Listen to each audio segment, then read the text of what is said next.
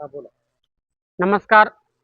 मी नागनाथ सिद्धराम कामजळगे, बेरोजगार दिव्यांग कल्याण कृती संघर्ष समिती मराठवाडा अध्यक्ष तथा सकल दिव्यांग संघटना मराठवाडा अध्यक्ष.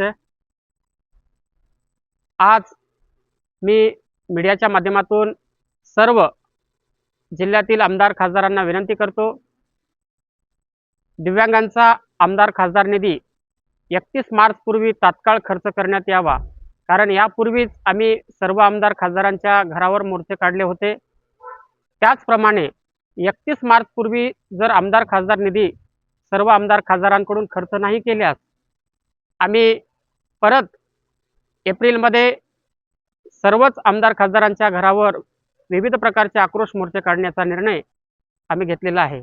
म्हणून मी सर्व आमदार खासदारांना मीडियाच्या माध्यमातून विनंती करतो की 31 मार्च पूर्वी दिव्यांगांचा निधी खर्च करून दिव्यांगांना दिलासा द्यावा, एवढीच अपेक्षा व्यक्त करतो. धन्यवाद.